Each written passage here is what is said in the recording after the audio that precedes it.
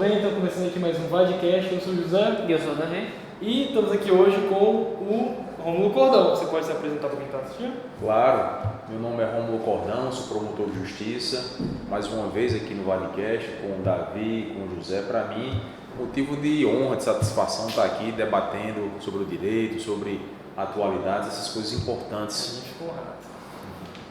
Bem, eu acho que no último episódio, que você já teve aqui uma vez, falando nisso, muito obrigado de novo por estar vindo aqui novamente.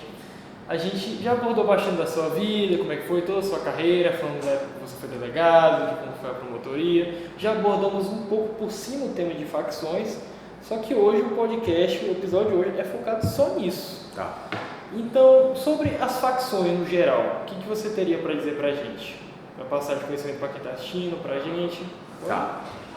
As facções criminosas, vale ressaltar já de início que não é um fenômeno genuinamente brasileiro, ou seja, organizações criminosas existem há muito tempo em vários e diversos locais no mundo, né? Nós podemos citar as máfias italianas, como a Cosa Nostra, a Camorra, a 'Ndrangheta, as máfias americanas, né, ítalo-americanas, as famílias do crime, os cartéis, que também são formas de organizações criminosas, os cartéis de Cali, Medellín, na Colômbia, o cartel de Los Zetas, no México, de Sinaloa, enfim. Então, as organizações criminosas não é algo que se criou, que se surgiu no Brasil. Dito isso, é importante a gente saber que há algumas peculiaridades em relação às organizações criminosas que nós chamamos por facções no Brasil, né, que as diferenciam dessas outras mundo afora. Então, tem alguns pontos em comum, como a forma de arregimentação das pessoas, dos jovens, para integrar esses grupos criminosos, a forma de cooptação, a forma de coação, a forma de atuação, como também algumas características que são pontuais à organização criminosa brasileira, como por exemplo a definição de um território, né, que é bem nítido isso quando a gente observa o que acontece no Rio de Janeiro, que áreas são ali definidas por um grupo criminoso, de tal maneira que o Estado é impedido de entrar, ou quando se coloca a entrar naqueles locais, há sempre um confronto. Geralmente tem até aquelas pichaçõezinhas, né, que o pessoal fala. Exato, aquelas pichações são uma forma de demarcação territorial, né? Inclusive em relação a facções rivais. Mas assim, o que a gente pode falar de início é que é um fenômeno criminoso que na atualidade, né, tem cada vez mais se tornado evidente. Quando se falava em facções, a gente pensava no polo Rio de Janeiro e São Paulo. Sim. Infelizmente hoje é um fenômeno que chegou às cidades do interior, às cidades de menor porte, né? E isso tem acontecido por diversas razões, mas uma delas é justamente pela questão da expansão do tráfico de drogas, né? A expansão do tráfico de drogas. É importante dizer que essas organizações, elas têm sempre em mente a questão da obtenção da vantagem, sobretudo a vantagem financeira, econômica, patrimonial. Então, elas atuam como um verdadeiro mercado, onde guerreiam entre si contra o Estado, a fim de chegar ao público consumidor. Essas facções atuam com diversas criminalidades, de assalto a banco, a tráfico de armas, mas a principal de todas é o tráfico de entorpecentes. E é uma coisa assim que o Estado brasileiro inicialmente fez vistas grossas, como se não existissem. Alguns estados até negavam a existência desses grupos criminosos, né? E se há uma forma ruim de se combater um problema, é fingir que não existe, né? Verdade. Então, infelizmente, nós chegamos aonde chegamos, né? Onde não só essas facções iniciais, né, que começou em São Paulo e no Rio, existem, como outras foram criadas, espelhadas nessa mesma tônica. Então hoje há facções que nós chamamos de facções regionais, que são ali da região norte. Nós vimos aí o que aconteceu em Manaus em 2017, com a rebelião promovida de uma briga entre a família do norte contra o PCC, facções como o Sindicato do Crime no Rio Grande do Norte, aqui a GDE no Ceará, outras que atuam no Piauí, no Maranhão. Então, assim, elas foram ganhando esse fôlego e muito disso a reboque da omissão, da inércia do Estado brasileiro. Aproveitaram que não tinha ninguém cuidando, né, e foram crescendo cada vez mais. Justamente porque são essas de menor porte, não tem como o Estado estar presente naquela situação. Você não estava cuidando nem das que já estavam grandes, imagina das que ainda estavam se formando, aí que eu acho que foi uma vista grossa grande, não foi? É o seguinte, nós sempre dizemos que não existe vácuo no poder. O poder ele tem que ser preenchido. Quando o ente de direito, que é o Estado, a União, a nação, não preenche, evidentemente oportunistas de plantão chegam para preenchê-lo. E um desses oportunistas é a criminalidade organizada. Então, tudo começou no Rio de Janeiro, né? Na década de 70, existia um presídio de Ilha Grande, onde lá eram colocados presos perigosos, presos comuns. Depois foram colocados também presos políticos pela Lei de Segurança Nacional à época.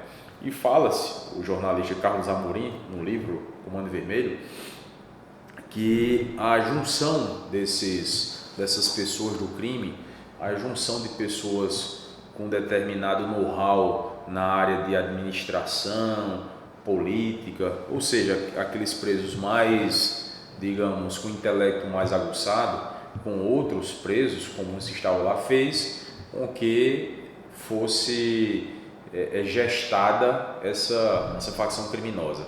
E a facção, isso é evidente, ela iniciou como uma forma de ajuntamento daqueles presos no sentido de obter melhores condições dentro do sistema ou para eventualmente se defender, entre aspas, da opressão do sistema, mas elas extrapolaram os muros dos presídios e passaram a atuar fora dos presídios. E nesse ponto, há uma característica que eu devo pontuar, citar, que é justamente o ambiente em que nasceu. Se em outros locais, como na Itália, os grupos criminosos surgiram ali nas regiões rurais, nas montanhas, né? Pessoas que se agregaram ao que eles chamam de família e tal. Os grupos brasileiros acabaram por nascer onde justamente não deveriam ter nascido, ou seja, dentro dos presídios, onde o Estado deveria ter o controle total, né? E foi assim, tanto em relação a essa facção do Rio de Janeiro, ao Comando Vermelho, que nasceu nesse presídio, quanto em relação ao PCC, que nasceu também em uma cadeia pública, num presídio de São Paulo, em 1993, que são as duas facções principais brasileiras. E passaram a atuar de forma estratégica no sentido de ter um conselho de contabilidade, de ter um braço em relação aos processos que aquelas pessoas respondiam, ou seja, ter um braço no direito, ter um braço econômico, ou seja, pessoas que estavam fora do sistema prisional, que através de crimes sustentam as necessidades de quem está no sistema e de seus familiares também.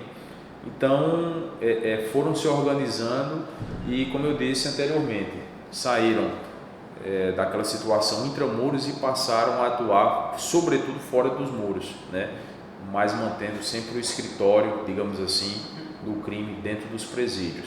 E o Estado brasileiro, como eu disse anteriormente, negligenciou em relação a isso. Inclusive o Rio de Janeiro, na época do governador Leonel Brizola, né, na década de 80, acabou por impedir que a polícia subisse os morros cariocas, sob a alegação da letalidade da atuação das polícias, o que, se existia, deveria ter sido corrigido, né, aqueles maus profissionais que atuavam de forma indevida, supostamente, deveriam ser corrigidos e não impedir que a polícia entrasse naquelas regiões. Então, o Rio de Janeiro se tornou o que nós sabemos que é o Rio de Janeiro hoje em dia. Se você for nesse exato momento no Rio de Janeiro, você não vai entrar em determinados locais que são dominados por uma determinada facção. Você não vai entrar. Ou se for entrar, a polícia for entrar, com certeza vai haver um confronto, vai haver tiroteio, vai haver tudo, porque são áreas dominadas.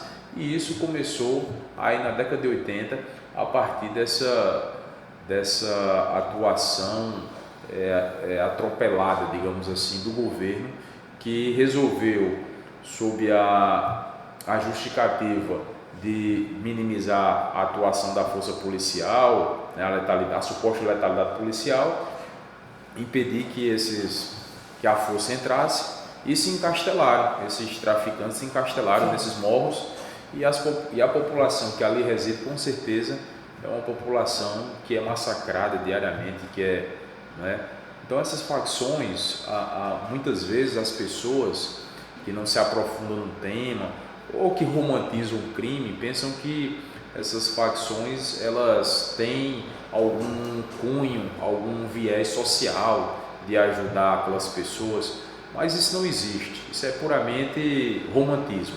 Na verdade, as facções elas justamente se alimentam dessas mazelas sociais, da tragédia social. É controverso, né, nesse ponto, porque se as facções prejudicam aquela região, obrigando os jovens a entrar, e se não entrarem podem vir a morrer ou ser torturados, né? Então, se a polícia entrar, podem ter mortes acidentais, né? Balas perdidas, enfim.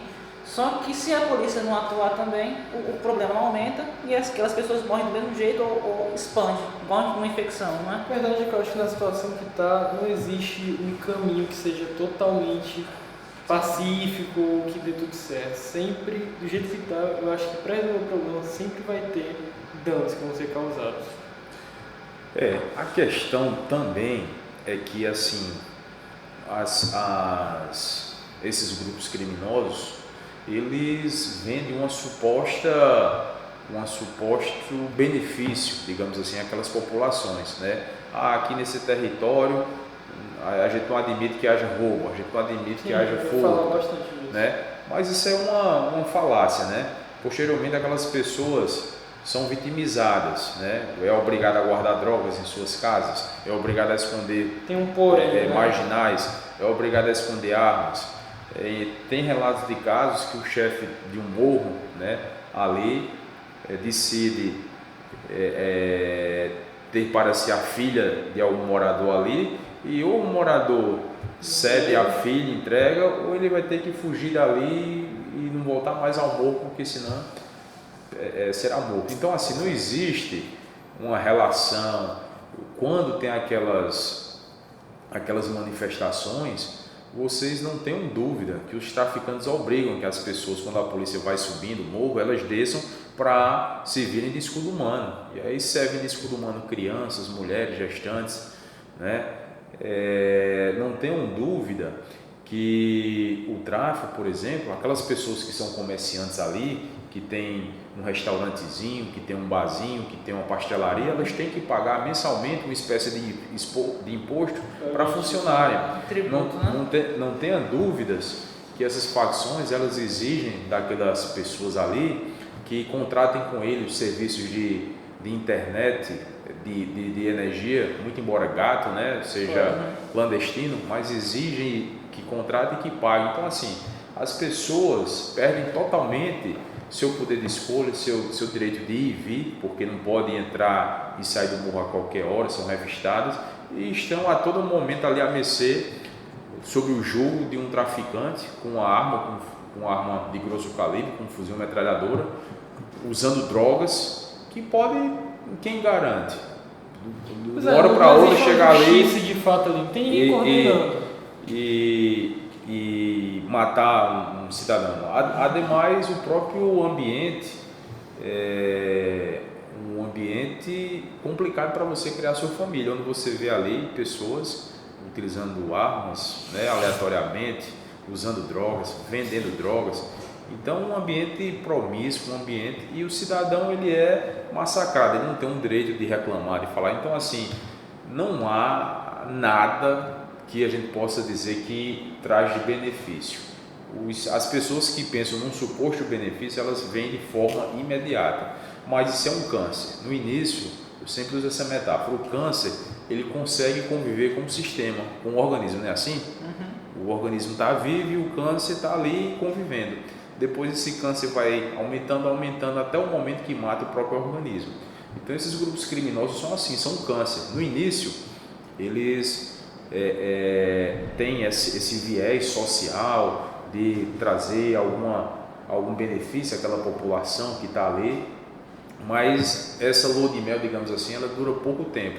Depois, a grande finalidade é a obtenção de lucro, de vantagem, e as pessoas são submetidas a qualquer tipo de abuso, de crime, né? Ao tribunal do crime, como se chama. Até porque é aquilo que a gente estava conversando. Caso você faça alguma coisa que desagrade ele, você não vai ser julgado, ter uma pena baseada no que você fez. É bala. Não passa pelo processo então, ou pior, então realmente é complicado. São execuções sumárias, tanto para rivais, né, de outra facção, quanto para muitas vezes agentes do Estado, quanto em relação a próprios faccionados que são tidos por traidores. Sim. Então a porta de entrada, só existe uma porta praticamente nessas facções, é a porta de entrada. Você não tem, depois que entra, como sai, dizer, não, agora eu desisti, eu quero levar outra vida. Você vai ser morto nessa circunstância. Então a situação, a realidade é essa, né? Muito embora a mídia brasileira, né, faça nas novelas, né, e a mídia internacional em alguns filmes às vezes faça uma romantização do crime, como se uma pessoa dessa fosse um injustiçado, um oprimido, mas que não teve suas... Além disso, porque quando a gente pega muitos filmes americanos ou japoneses, por exemplo, a gente vê um grupo como a máfia italiana, uma organização de irmandade, os que estão lá não se soltam, a japonesa, criminosos honrados. Aí é um problema muito grande. Tem, quer queira, quer não, no mundo inteiro há uma certa propensão, até porque eu acho que acaba sendo mais atrativo, mais vendável. Mas no Brasil, eu vejo assim que isso é bem mais forte, uma coisa muito assintosa, essa questão da romantização, da glamorização do bandido, né? E isso é muito ruim, porque essas organizações criminosas, elas têm uma forma de arregimentação muito agressiva, né? Elas, quando elas vão cooptar, elas não cooptam pessoas com 30 anos, 40 anos, elas cooptam quem? Quem é que entra nessas facções? Os menores que, se forem pegos... Adolescentes, jovens, crianças praticamente. Sim, se for pego é só ato infracional, não dá tanto problema. Por isso também, mas por outras razões. Por quê? É uma pessoa que ainda está com a formação em andamento, uma formação do senso crítico, da consciência. Então, é uma pessoa que é muito vulnerável aos atrativos, ao que se promete, né? São pessoas que muitas vezes vêm de famílias desagregadas, né? Que não teve um convívio ali, com o pai, uma com a mãe, e se aproveitam dessa fragilidade para vender o quê? Para prometer o quê? Essas pessoas uma vantagem material imediata, coisa que talvez estudando e trabalhando demorasse, mas eles são seduzidos por essa vantagem material imediata, de ter seu carro, de ter sua moto, de ter uma arma, de ter um poder dentro da comunidade, de ter uma sensação de pertencimento. Às vezes um cara que é considerado um excluído ali, aquela sensação de pertencimento, que a máfia já fazia isso na Itália, né? Quando uma pessoa vai para a máfia, ela vai jovem, há um batismo, olha só o nome, batismo, como se fosse uma coisa sagrada, uma coisa, a pessoa é chamada de quê? De padrinho da bênção. O chefe da máfia é um padrinho, aquele que está ali, que entra são os afilhados. Então esse misticismo, né? Esse misticismo, essa sensação de pertencimento, de estar dentro de um grupo onde você é respeitado, onde as pessoas estão com você porque deve é. Então cria-se toda essa ideia ilusória, mas a realidade a gente sabe que é outra.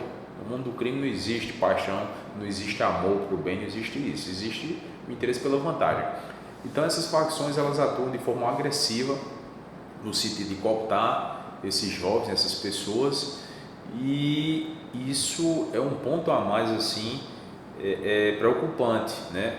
Porque toca naquela questão que você acabou de falar, da questão da menoridade, da inimputabilidade penal, e aí sim faz com que seja mais grave ainda, porque são pessoas ainda imaturas que tomam atitudes a mando de outra pessoa sem contestar, sem pensar. Quantas vezes, infelizmente, nós já vimos vídeos publicados nas redes sociais onde 3, 4 adolescentes executam outro adolescente a tiros, sorrindo, como se estivesse ali matando o quê?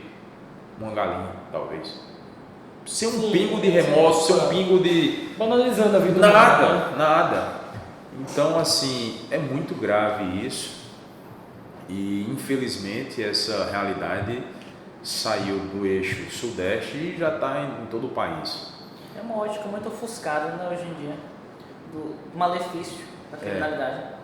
Pois é, outra coisa que você falou sobre essa saída da região sudeste, vindo para a região nordeste, afins, e para o Brasil no geral, e principalmente para as cidades dos interiores, eu acho que é também parte, porque eu vejo que a segurança aqui não é tão forte quanto a das grandes cidades. Porque uma região do interior, ao meu ver, deve ser muito mais fácil de controlar e tudo, se infiltrar.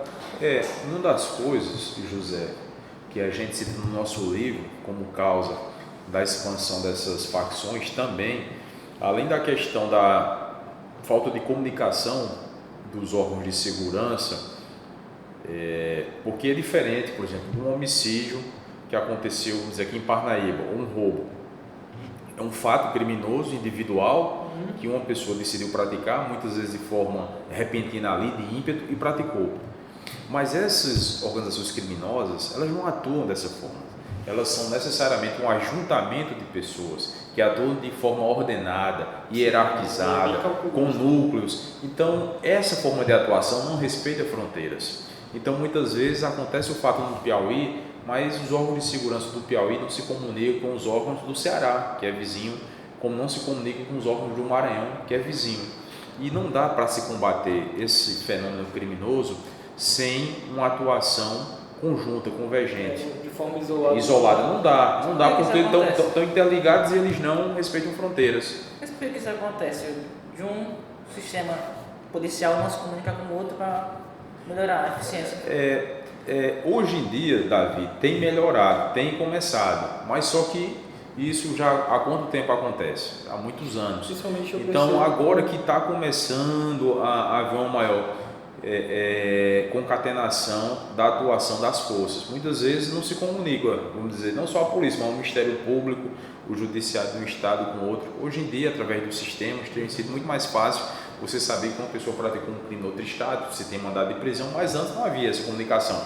E quando eu falo nessa atuação conjunta e sistemática, eu não falo só em relação às polícias, eu falo em relação aos demais órgãos, o sistema de persecução, Ministério Público, Poder Judiciário e também todos os entes federativos. Na Constituição Federal Brasileira está lá, segurança pública, direito do cidadão e responsabilidade de todos, né? E aí entra sociedade, União, Estados e municípios. Então, é bem definida a atuação da União, né? No sentido da segurança pública e dos estados. Mas o município, é muito difícil você ver uma legislação municipal que define qual é a participação do município na segurança pública. Poucos são os municípios que, por exemplo, têm uma guarda municipal. Qual é a atuação do município no plano diretor de segurança pública? Como é que o município pode, de forma preventiva também, atuar no combate, né? Atuar em relação a essa criminalidade? Então, urge que haja essa confluência de entendimento entre os entes estatais e esses órgãos. Mas, respondendo a sua pergunta também agora em relação a essa interiorização, um ponto que não pode ser esquecido como um fator de expansão foi o aumento do consumo de drogas.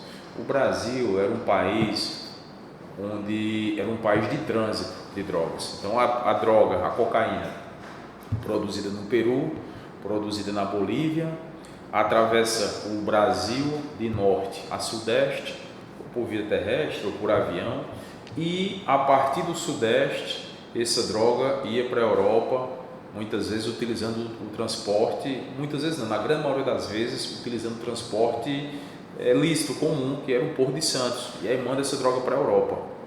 A maconha produzida no Paraguai da mesma forma. Só que o Brasil passou a ser não somente um país de trânsito de drogas, passou a ser um país consumidor. Há 20 anos atrás, quando se falava em droga numa cidade, se falava em maconha, no máximo. Hoje em dia, infelizmente, em cidades pequenas, inclusive do interior do Nordeste, aqui do Piauí, já se encontra facilmente cocaína, crack, outros entorpecentes encontram. Então, o Brasil teve essa expansão do mercado consumidor, o crime, quando vê a possibilidade da obtenção de vantagem, vai lá e cria as facilidades, procura, né? E vai ofertar. A questão é o dinheiro, é a vantagem. Não está preocupado com saúde pública, com alguém que está viciado, com um jovem roubar, matar para comprar o crack, para comprar a cocaína, para sustentar o vício. Não tem preocupação nenhuma com isso. Que dane-se isso. O crime pensa assim. Então o Brasil aumentou muito esse mercado consumidor de drogas, infelizmente, e isso foi uma das causas para a interiorização que a gente vê aí do crime.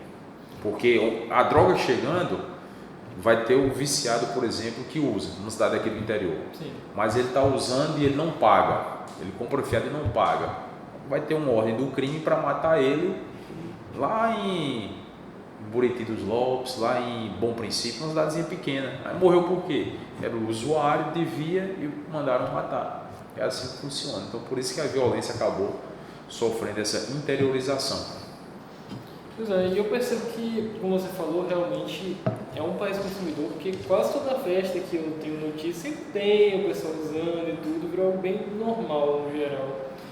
Estranha não ter, né? Estranha não ter.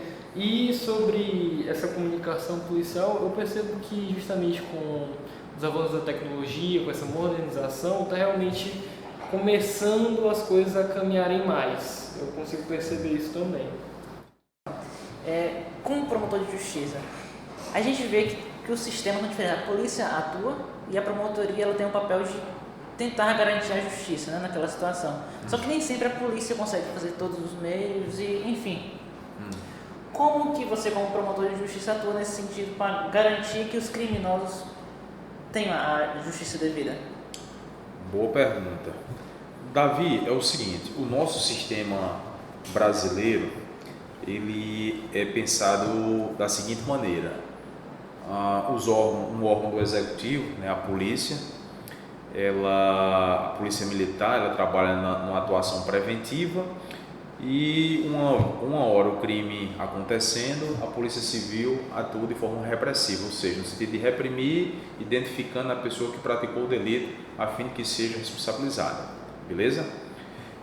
Isso, quando a Polícia Civil faz esse trabalho, ela envia ao Ministério Público, que já é um órgão fora do Poder Executivo, um órgão que tem autonomia, que vai fazer análise se há elementos suficientes para iniciar uma ação penal, né? O Ministério Público é quem inicia a ação penal com uma denúncia. Ocorre que, algumas vezes, a investigação não foi realizada a contento, precisa de novas diligências. Muitas vezes a autoria não é identificada. Só para vocês terem ideia, o Brasil tem uma média de 50 mil homicídios por ano.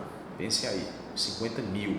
É mais do que se mata em guerras, em países que estão em guerra, como a Síria, como estava o Iraque.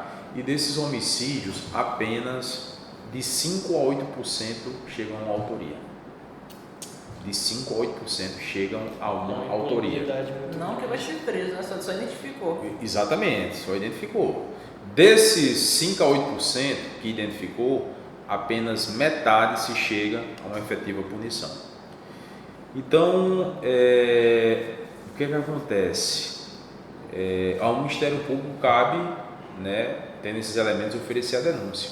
mas muitas vezes a investigação ela é concluída sem a identificação de autoria. E aí, por isso que acaba tendo 92% de arquivamento sem autoria, né? Então, nosso trabalho no Ministério Público é fazer com que aquela pessoa que praticou o delito seja punida, mas para tanto a gente precisa de elementos da materialidade e sobretudo da autoria, de quem praticou o crime, né? É por isso que o Ministério Público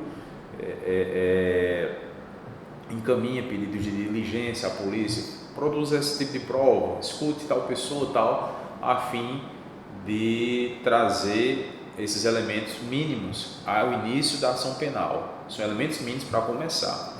Depois de iniciada, o réu tem direito a se defender, produzir a defesa em favor de si e tal, e ao final advém o julgamento, que é já por um outro órgão, que é o juiz de direito, que conduz o processo, como presidente do processo, e ao final julga.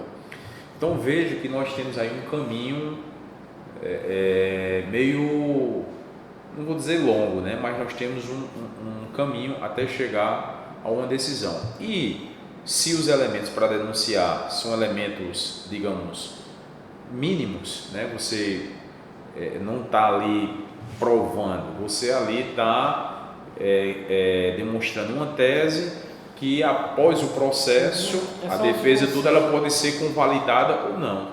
E aí, dependendo do que foi produzido, muitas vezes não se consegue a condenação. Não porque a pessoa não tenha praticado, né? Mas porque a atuação do Estado em conseguir provar foi insuficiente, foi ineficiente.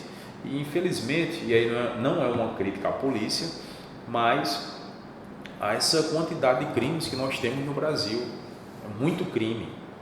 E eu te falei só de homicídio, não falei de roubo, que especula-se que nós temos no Brasil em torno de 3 milhões de roubos por ano.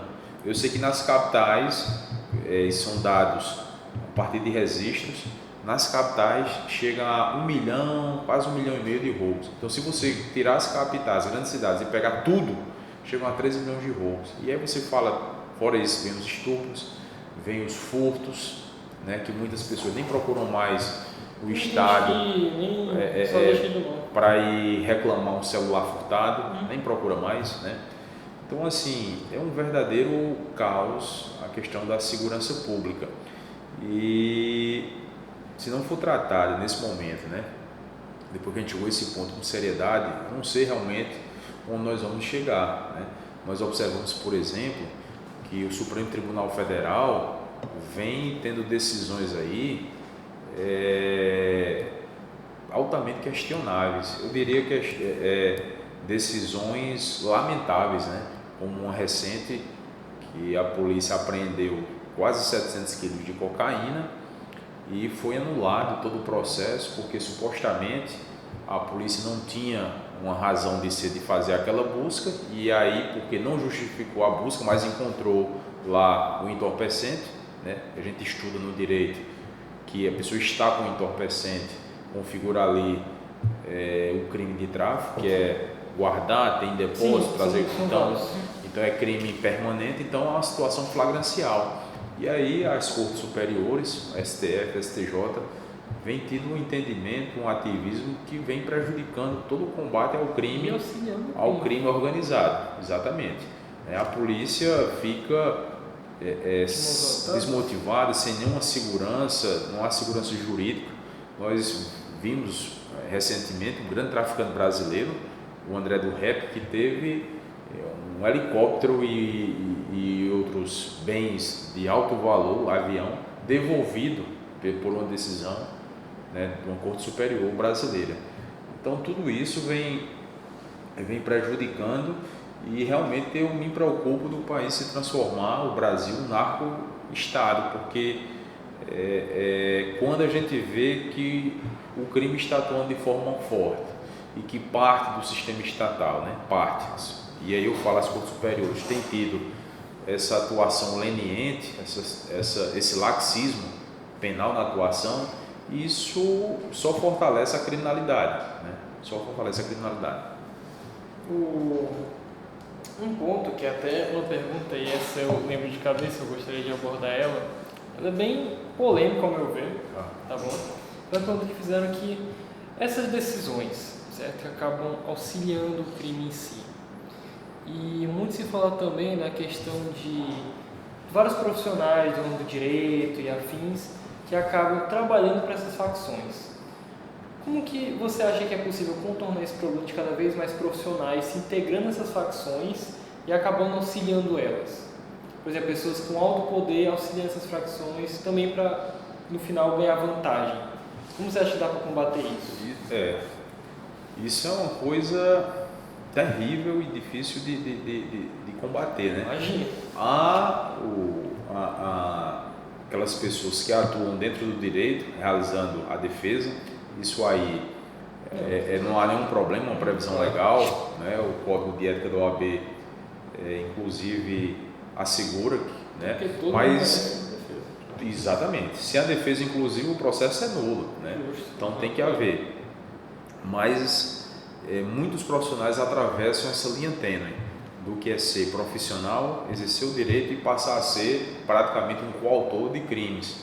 Aquele profissional que passa a entrar em presídios para levar recado para outros presos de outros presídios, que passa a levar a ordem de um faccionado de dentro do presídio para fora, ou levar recado, né? Isso aí não é exercício regular do direito de advogar, isso é crime, né? E nós temos visto, inclusive por matéria recente, que esses grupos têm inclusive investido em profissionais no sentido de entrar no serviço público. Eu vi no Instagram que eles estavam pagando para o pessoal estudar justamente para ter profissionais trabalhando para eles. As instituições cada vez mais têm que ter um serviço de contra-inteligência, né? Saber quem são as pessoas que estão entrando nas suas instituições, fazer uma rigorosa investigação social e aquelas pessoas envolvidas com isso serem duramente punidas e excluídas do serviço público. Isso é inadmissível, permitir que esse tipo de gente entre no serviço público, né? Porque quando o inimigo a gente conhece, no caso das facções, a gente conhece o inimigo, já é difícil. Imagine quando o inimigo está escamoteado, está escondido dentro de uma instituição pública. Ele é muito mais venal, muito mais perigoso. Pois é, mas esse entra num ponto muito sério, porque eu percebo que a maioria das coisas que tem que ser feitas não são. Você acha mesmo que esse estudo, por quem entra nas instituições, ocorreria de fato? Porque eu imagino que não ocorre, eu acho tão difícil de ocorrer. Esse estudo das pessoas que vão entrar nas instituições para ver. As instituições, por exemplo, o Ministério Público, você faz um concurso para promotor de justiça. São várias fases. Naquele podcast eu até falei. Depois tem uma rigorosa investigação da vida da pessoa. Então, pessoas que já responderam a processos, que foram envolvidas com crime, pessoas... Então, é feita na magistratura também, na polícia também. É feita, evidentemente, que você não pode garantir absolutamente, porque pessoas humanas são falhas e cada um tem sua cabeça e toma suas decisões. O cara pode entrar também sendo uma pessoa de bem, digamos assim, e depois, né? Mas assim, essa questão no Brasil eu não acho ainda das mais preocupantes, porque o sistema, pelo menos na base, tem atuado, tem combatido. Minha preocupação é justamente nos órgãos superiores, porque o trabalho que é feito na base acaba sendo desfeito numa canetada. Pois é, eu estava me referindo também a, por exemplo, para entrar na OAB, advogados que se formam e tudo, não existe essa investigação, correto? Sim. Não existe, né? Não. Você não acha que deveria existir? Seria útil? Porque assim... Eu entendo que eles visam um cargo mais alto, mas... É uma profissão liberal no setor privado, né? Eu acho que ficaria assim meio que forçado demais uma pessoa que já praticou um crime, que já cumpriu a sua pena, que já foi, digamos, reinserida, ser impedida de advogar. Uma profissão liberal, a pessoa escolhe quem quer, pode atuar em diversas áreas do direito. Sim. Agora você pensa um promotor de justiça que antes era assaltante, aí complica, né? Até porque o cara pode ter cometido um crime de furto, necessidade, mas depois vai devagar na área do setor idoso, previdenciário, trabalho, né? Então, assim, o setor público ele deve ser mais exigente, Sim, mais criterioso. Por quê? Porque a gente tem coisa que o setor privado não tem, que são as prerrogativas, são os poderes, né? As prerrogativas que o promotor tem, o juiz tem, o delegado tem, que são várias, que uma pessoa que atua no direito do setor privado não tem. Então, o medo é justamente isso, porque através dessas prerrogativas você tem poder. E aí, com o poder, você atuar na linha, né, errada, como se diz, você tem o potencial de causar muito mais dano. Claro. Tem mais uma pergunta, Davi? Tenho sim. Não, legal. Porque senão eu já ia pegar lá, porque eu já comentei de uma. Ah, sim. A gente viu que, com o passar do tempo, né? Principalmente mais agora, a gente teve uma inovação muito grande no setor jurídico, judiciário como um todo, mas o crime também se aperfeiçoou e adentrou muito mais na tecnologia, né? Está muito mais entrelaçado. Como que a promotoria encara esse sentido de combater os crimes digitais? É um desafio, Davi. É um desafio porque a gente sempre tem que estar se lapidando, tem que estar estudando, né?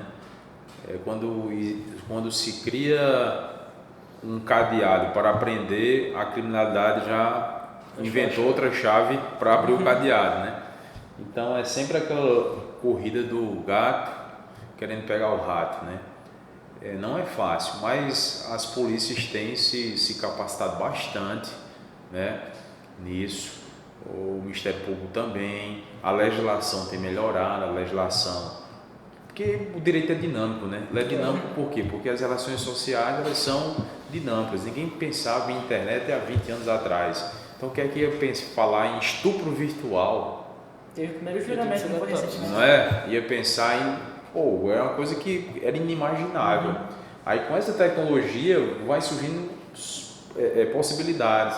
E o legislador ele tem que caminhar para e passo essa evolução social, criando também regulamentos, normas, critérios que acompanham essas modificações sociais. E o direito é assim, né? A gente sempre está nessa luta de melhorar, de compreender e criar mecanismos de contenção dessas novidades. É porque eu percebo que também um ponto que pega muito é a desinformação.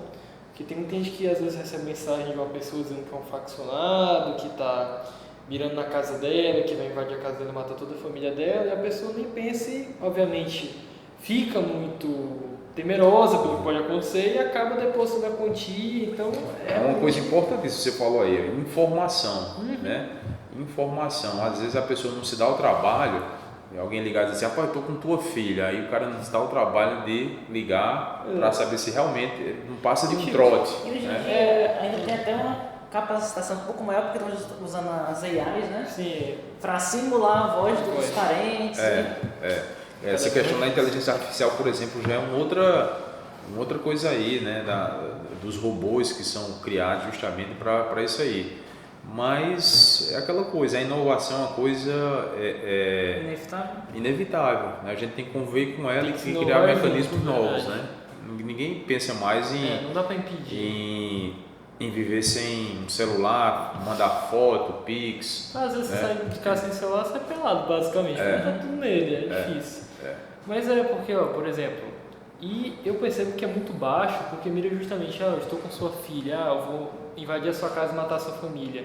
É justamente mirando num ponto tão fraco que a pessoa fica tão desesperada em querer resolver logo, porque realmente tem vida no meio, e acaba não pensando, mira justamente na falta de informação e nessa angústia da pessoa, nesse desespero. Mas aí, José, eu complemento também outra coisa. Às vezes também é um misto de, digamos, o que você falou aí, de ingenuidade, mas um misto também daquela ânsia de conseguir as coisas de forma graciosa, de coisa fácil. O maior tipo de crime que você vê no cyberespaço é o cara dizendo assim, rapaz, você ganhou tanto na loteria, faça um Pix, porque aí precisa clique no link tal, você vai ficar rico.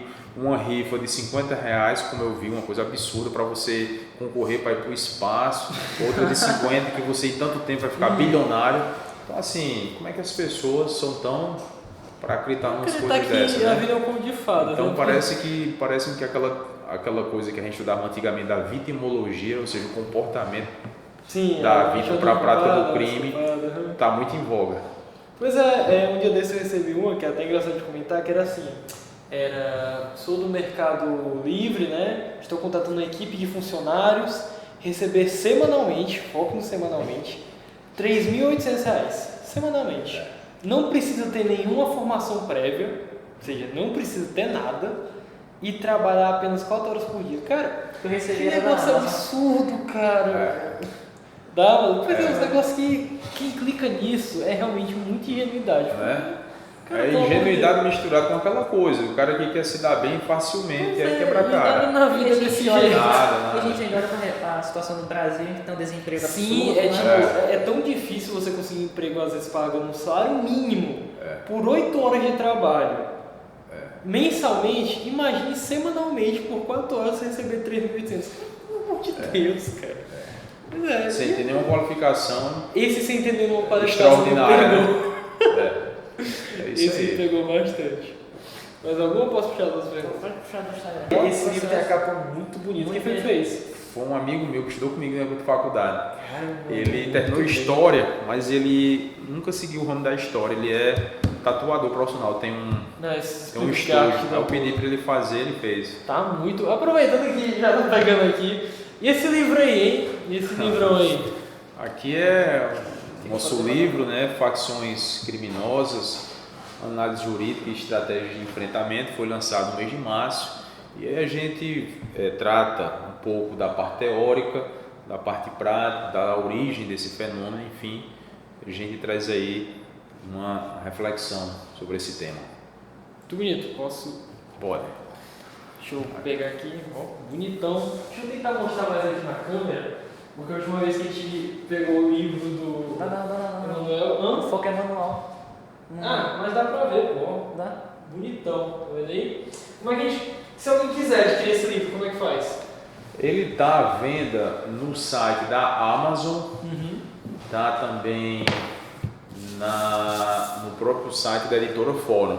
Mas tem outros que estão vendendo, está no Magazine Luiza. Eu vou deixar alguns links aí na descrição do vídeo. Tá em diversas, está na livraria Forense, está em vários. Pensa em lançar outros? Sim, a gente já está Já estão trabalhando? pensando aí, estudando. Pode dar uma nessa palhinha linha. de alguma ideia que você tem para algum? A Não gente, precisa entregar tudo. a gente pensa em escrever sobre o sistema prisional. Legal. É legal. Isso daqui é pra gente, né? Com certeza. Vai Aí ter briga lá fora. Aí é presente do Vadcast. Ah, muito obrigado. A gente fica realmente muito feliz. Dá pra tentar equilibrar ali? Pra deixar enquanto a gente fala? Pronto. Bonitão. Deixa eu pegar aqui as perguntas. Agora eu aprendi, ó. Atividade. Eita. Então aqui, ó. A gente tem uma pergunta, a primeira. Qual a perspectiva para o combate às facções em Parnaíba depois das apreensões recentes?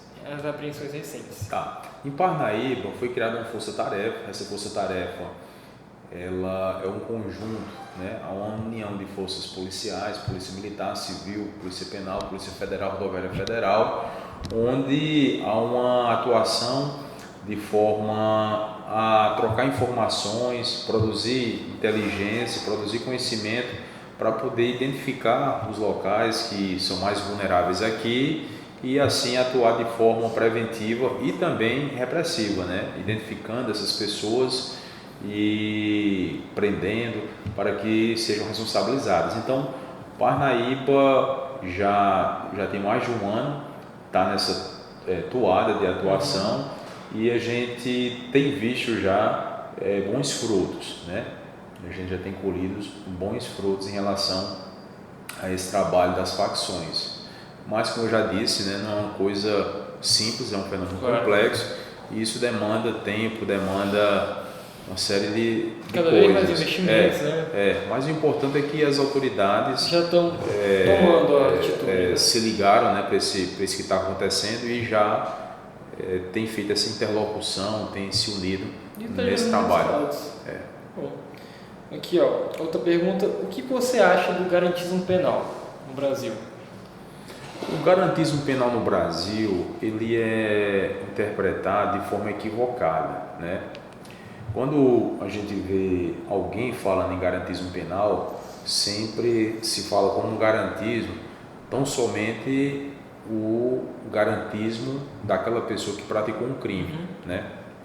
E esquecem que a Convenção Interamericana de Direitos Humanos, que tanto fala em garantir os direitos daquele que deve responder a um processo, devido ao processo legal, com todas as prerrogativas que tem de ter um defensor técnico, de direito a recurso e por aí vai, há também um direito, e aí é fundamental, as vítimas também de terem respeitados os seus bens jurídicos que foram atacados.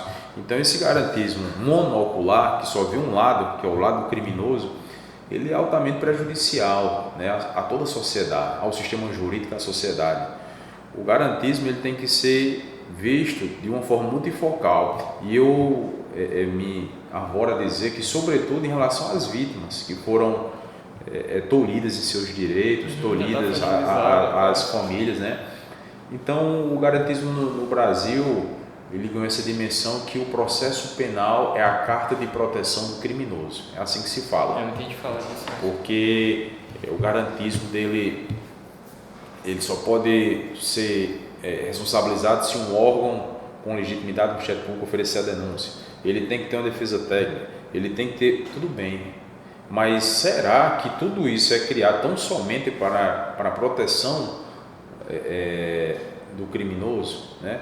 E esse processo também não tem como finalidade, identificando a prática delitiva, a aplicação de uma pena, e essa pena não vem a ser, digamos, em última análise, uma compensação pelo que a vítima sofreu, né? Uma retribuição pelo mal que ele praticou, mas a gente tem visto essa visão monocular que, como eu digo, não é um garantismo cego.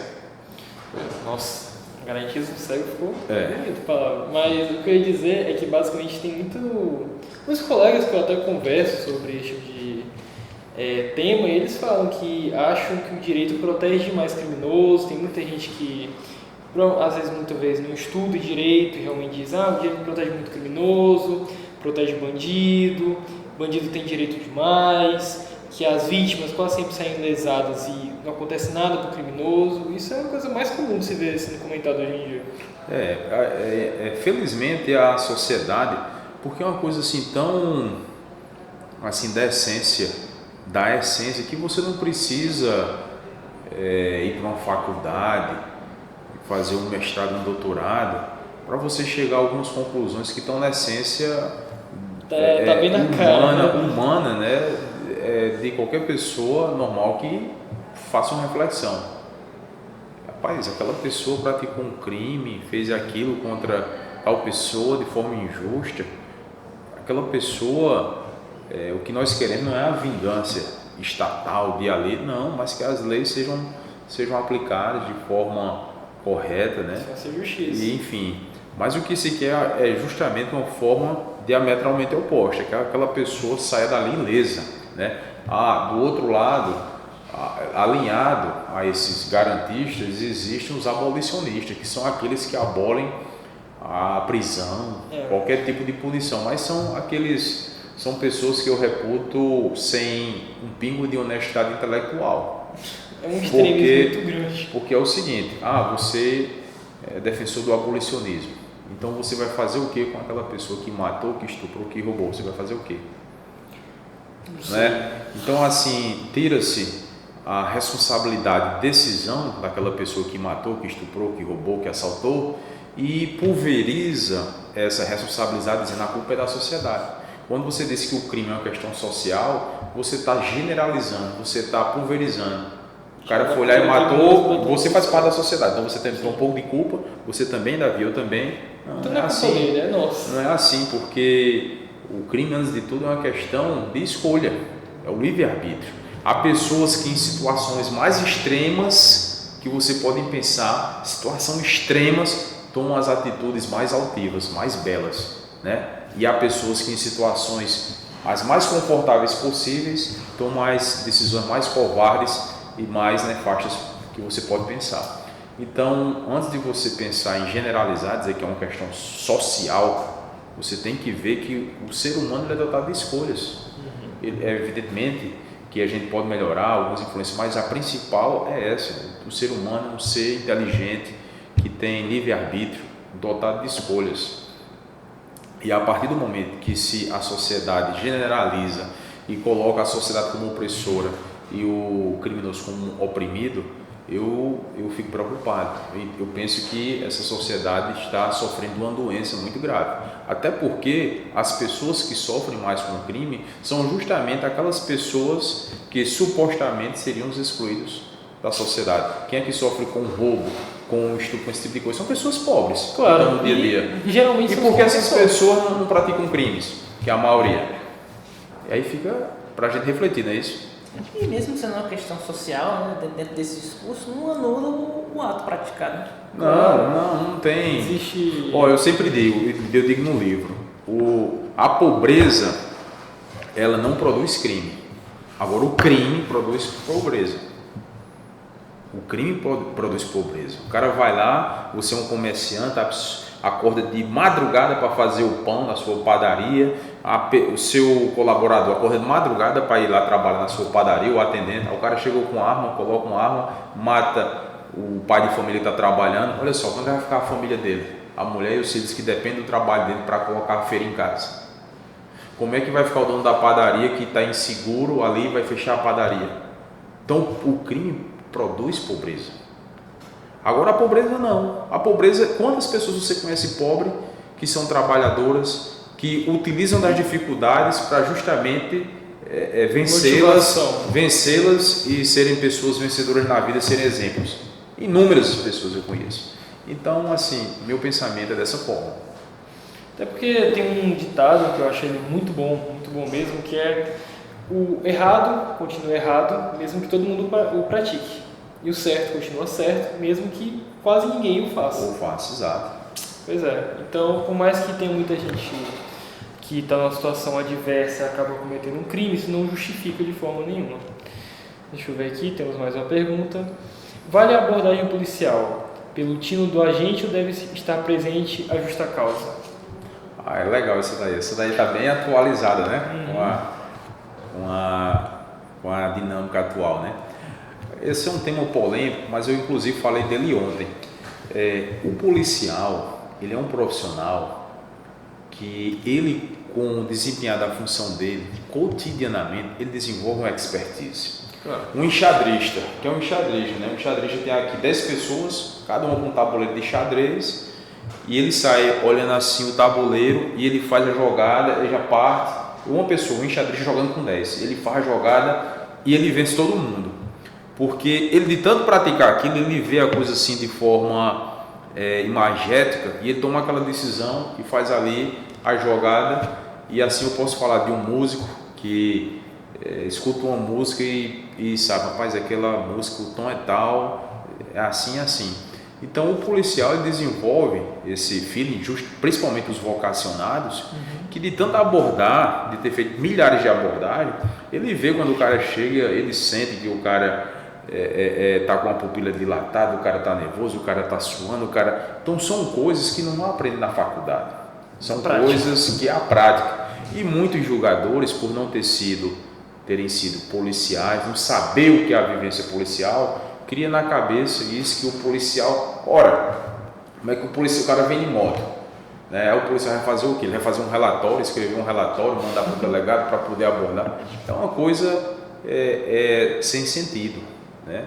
A abordagem ela é feita a critérios e esses critérios extrapolam essa razão cartesiana que eles querem que você coloque ali, porque há a intuição, o feeling do profissional. E muita gente, porque não alcançar isso aí, essa questão que é pessoal de cada um, esse feeling, acaba por desprezar, por desconhecimento, diz, não, isso aqui está errado.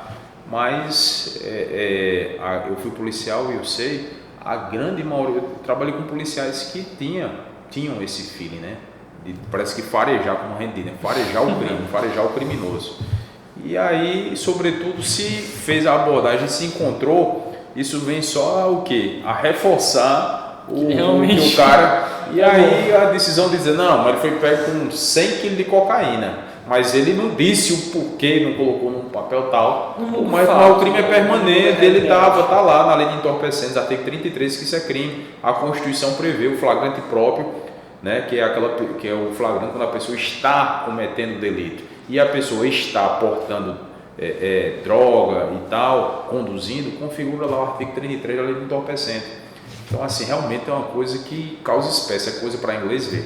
Eu acho que eles se atentam demais a formalidades e acabam virando escravos Isso aí delas. foi justamente o debate que a gente trouxe no último episódio, que dentro do direito a gente entra num debate tão amplo que a gente esquece da finalidade da prática em si. Exato. Daqui a pouco vão questionar, eu acho que houve um questionamento, por que o cachorro entrou lá? Então vão questionar o faro do cachorro porque ele está farejando a droga e por essa razão, como é que esse cachorro está farejando, como é que ele chegou à conclusão que aquilo é droga? Não, é porque ele tem tantos sensores e tal, ele tem um focinho muito mais desenvolvido que o humano e tal, mas não, assim, são coisas sem sentido. E a gente com essa distração de estar discutindo isso, a gente deveria estar discutindo outras pautas muito mais importantes. A gente deveria estar discutindo a questão das facções, a questão dessa decisão última do STF impedindo a polícia de subir aos morros e de usar helicóptero. A gente teria que estar discutindo, era coisa importante para o combate à criminalidade, mas eu vejo que as discussões são diametralmente opostas. A discussão é no combate ao trabalho da força policial. Eu percebo que geralmente as discussões que mais ocorrem são justamente abordando temas mais irrisórios ou que não deveriam ser abordados. Era para focar em coisas mais importantes, mas tentam sempre focar em coisas que não vão levar a lugar nenhum. Você quer ver uma coisa? Eu vou trazer um pouquinho do direito civil e comparar com o direito penal. Quando uma pessoa entra com uma ação civil, mandado de segurança, por exemplo, solicitando a medicação de uma criança, de alguém que precisa daquela medicação, que é extremamente cara e rara, e pede para o Estado que eu digo o município, qualquer ente federativo, comprar. Muitos juízes decidem como? Alegam uma reserva do possível e diz, se a Secretaria Municipal de Saúde for comprar esse medicamento para dessa pessoa, vai faltar para as políticas públicas de saúde, vai faltar remédio para tantas pessoas, e muitas vezes se indefere isso. É ou não é? Vocês sabem disso, né? E o que é que está ali se buscando? É o direito primordial, o direito à vida, não é isso? E da saúde também, né? Também está garantido. E o direito à vida, no análise, porque se uma medicação, a criança vai morrer, né? Vamos partir dessa situação. Já no penal, o cara foi preso. Aí o cara foi condenado em primeira instância, foi condenado em segunda instância, e aí disse, não, ou então uma prisão cautelar, uma prisão preventiva. Ah, não, mas prendeu sem ainda ter uma definição, um julgamento de mérito, às vezes até tem, como eu citei, né? Condenação em primeira e segunda instância. E aí a interpretação já é outra.